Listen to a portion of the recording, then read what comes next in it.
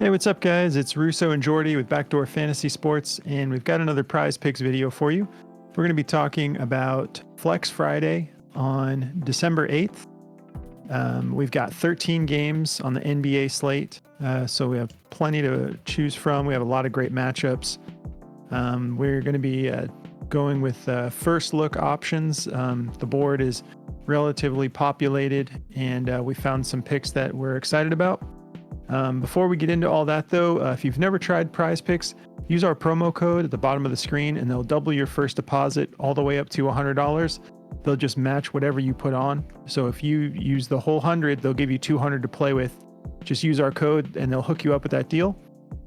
And if you're new to our channel, make sure you subscribe, hit the notification bell. We've got a lot of different types of shows we're running and we have more content on the way. But we will be doing these first look videos really late at night when we can catch some pretty good value. And then we have our daily show Monday through Friday once the board's fully populated. So make sure you're subscribed and you'll be notified as soon as we drop our videos. So we are going to get into a recap from the picks from the previous slate real fast. I'm just going to go through all four of mine real quick. And then you can go through yours, Jordy. Cool. So for the night video, I had Bruce Brown over 7.5 rebounds and assists. He did not hit that. I think he went for like 3 or, I mean, he didn't end up doing, he didn't get many rebounds or assists, so we didn't hit that one. And then I took Brandon Ingram over 28.5 points and assists. That game was just an absolute shellacking. The Pelicans didn't show up. He didn't even come close to hitting that. And then we had, I took Giannis over assists. He didn't do that. He only went for 2. This was just one of those nights for my picks. Giannis played, I mean, it was a good game. That game was actually pretty good, but he just didn't end up facilitating much. Did a lot of scoring. And then D'Lo, he didn't hit his either. I took him for over 6 assists. He didn't have to do much. They ended up losing by like 40 points. So that spread was close too. That wasn't even on blowout potential. So anyone who says they saw that coming, give me a break. You didn't see that coming. No one expected that outcome. So I'm ready for the comments that the trolls are going to be hitting us with on some of these. But it's like, come on. If you don't like a pick, just take the under. Don't act like you would have done anything differently. If you take a pick based off of what we're telling you, that's your decision to make. We're just telling you what we like. But anyways, I'm a little salty. My picks went 0 for 4. But yeah, if you don't like the picks we're putting out, just don't take them. And take the under if you're so confident they're not going to hit. But anyways, how did you do, Jordy? Tell me you did better than me. A little bit. I took Obi Toppin for over 13.5 PA, and he had 16, so he hit on that one. I was a little scared on this one, I'm not gonna lie, because it was like the fourth quarter and there was like 4 minutes left and he needed 2, and he got it on like the coolest play possible. He got a lob from Halliburton, and it was like a really cool way to hit it. But then the rest of the night did not follow up. I also had Valanciunas for over 13.5 points. He had 9. The only reason he didn't hit, he had 9 in the first quarter, but they got blown out, like absolutely torched. They let old man James shoot 4 threes back to back, and he had like 12 points, and then all hell broke loose. They just got torched by everyone after that. And it was just a terrible game. I mean, we were expecting a great game. The Pacers game was fantastic. It was just, things didn't go the way we wanted it to. But, and then I also had Herbert Jones for over his assist, and they were in full panic mode, so he didn't hit this either. He had one really fast, like in the first 2 minutes, and then he didn't get another one. So we had him for over 2.5, and he only had 1, so he missed. Then we took Trey Murphy, points and assists for over 13.5. He hit at 15. He hit I mean, he should have hit regardless, but the only reason he even hit in this game is because they just left him in there with the Wolves, and he was in there with all the rookies, and he was just shooting his lights out. But yeah, he couldn't really hit much either tonight. I think his shooting percentages was like lower than 50% on everything, so just a terrible game. But moving on from that debacle. Yeah. I think it was a little bit more frustrating too because we were so hyped about NBA Cup. Yeah. And it just looked, they looked they held the awful Bronze out Cup there. instead of the NBA Cup. Yeah. It was frustrating, but all right. So let's get into Flex Friday picks. I think this will be a little, but I mean, the unexpected nights like that's gonna happen. That's the game we're playing with, sports betting. So you got to be ready for it. You got to ride it out. But before we get into these picks, though, we want to wish Patrick Bush a happy birthday on Flex Friday. He's been awesome. He's been riding with us since we had like 40 or 50 subs or something like that. But dude's always just been positive, and he's never out there whining when picks don't hit. He's always just keeping the right attitude, and we appreciate you, bro. We hope you have a great birthday, and we want to get some green for Patty B on Flex Friday. So happy birthday, bud.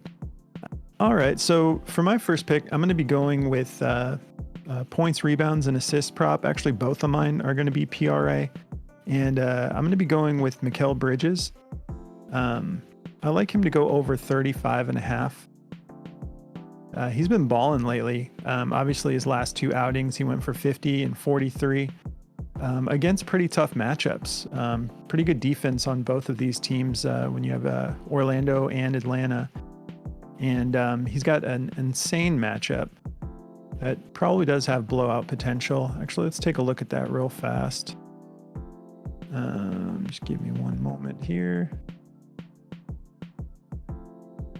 All right, so there's always blowout potential when Washington is in town. So we have a 239.5 over under with the Nets favored by 9.5 points. I do think, just like the 76ers game, I do think that the Wizards, you just never know with them. Sometimes they can just keep up, and keep it close enough to keep the starters in. And so in this case, with how juicy the matchup is for Bridges, I like him to go over on this. I don't think we would actually see such a crazy blowout in the first half to where he's sitting out without hitting this. But if we look at what he's been doing over the last 5 games, we got an average of 36.4 minutes, 26.6 points, 6.2 rebounds, and 4.8 assists per game. And the Wizards are just so juicy for all of these stats. So we've got to small forwards, we've got 26.5 points per game. We've got 8.6 rebounds, 5.1 assists. And overall, as a team, they actually rank 30th in points allowed, rebounds allowed, and assists allowed. So I think that's, there's a reason why it's a minus 125 on a points, rebounds, and assists prop. And I think that's because that matchup is just so juicy. He has hit this in he's hit it in 3 out of his last 5 games. And 2 of those 3 are most recently when he's been balling out. So I feel really good about this prop. And my next one is going to be OG Anunoby here. He's got a great matchup too. I like him to go over 20.5. He's playing against Charlotte, who is 26th in points allowed, 25th in rebounds allowed, and 20th in assists allowed. This is also a minus 125 to go over. Now, he's been kind of, his big games have been spiking. It's like he'll go relatively like normal. He's like nothing too special. And then he'll randomly pop off and get in rhythm. One of the things I'm feeling good about is for how massive of a game he just had, that 37 PRA, I think 20, if he just needs 21 to hit this, I don't think that he's going to just have this spike game and then just jump right back down to like 15 or 16 PRA. Not with this matchup, because this matchup is actually juicy for him. And like I'd said, if we look at what he's been doing, he's getting his minutes. So 34.1 minutes per game on average, and only averaging 13.2 points, 5.2 rebounds, and 2.6 assists. The rebounds have been a little bit more consistent than anything. Even the last game, that's when he had his good game, 23 points, 8 rebounds, 6 assists. But again, with this matchup, I feel like he's going to be able to keep this going. They're allowing to small forwards 23.6 points, 7.8 rebounds, and 4.3 assists. So I'm feeling good about this. I always enjoy the PRA option because you do have multiple ways to hit your goal. So I think, maybe he doesn't stay as hot as he was in the last game, but with this matchup, he has all of the indicators we're looking for to at least keep some of that momentum going. So I'm feeling good about this to go over. And those are the two I've got to start us out. What do you got for us, Jordy? Yeah, so to get me started, man, I'm going to be going with a points prop, actually on both of mine. So to get me started, I'm going to be taking Paolo Banchero's points to go over in this game versus Detroit. It's at 22.5. If we look at what Paolo Banchero's been doing, he's been really good lately. He put up 42 points against Cleveland, which was one of his toughest matchups of the year, and he absolutely torched them. He's playing about 33 minutes a game. He's averaging about 22.5 points, so we're right at his average here. But he's actually gone over this in like 7 out of his last 10 games. He's been awesome. He had one weird goose egg game against Washington that was pretty unexpected by everybody, but he just didn't even shoot a lot. He only shot 8 times in that game. So that was like the only weird game so far this year I've seen from him. Other than that, he's shooting 16.5 shots, and he gets fouled quite a bit. He's going to the foul line at least 4 times a game, or 3 times a game. Or no, I'm looking at the wrong one. He's going to the foul line 6 times a game. So that's pretty good for his position. That gives us a lot of free points to work with there. And this is at a minus 131 with Caesars, but BetMGM and DK have it at a minus 115. But I think that's just because it's super late. I think this is going to be juice tomorrow. Usually Caesars is below a lot of the other people, so I'm thinking BetMGM is going to have this juice tomorrow. But I'm definitely going to be taking that in this matchup. This is a pretty good matchup for him. They are ranked like 18th against his position, so pretty good on that spot. And then the over-under here, there is some blowout potential here, but I think that's going to be in part of what he's going to be doing. It's a 230 over-under with an 11.5 point spread, so just keep the blowout potential in mind. But Jalen Suggs is a game time decision in this game, and they're leaning towards him sitting, so I think that'll kind of let Paulo go off a little bit more. And then so that's it for that one. We're taking that for more. And then for my last pick here, I'm going to be going with DeAnthony Melton on our pretty tight slate this late at night anyway. Tomorrow there's going to be a lot more to go off of, but I like DeAnthony Melton. He's been super consistent this year. He's gone over this in 8 out of his last 10 games. He missed against the Lakers, and he missed against he's actually gone over this in 9 out of 10 games, so that's pretty crazy. So I like him to go over this.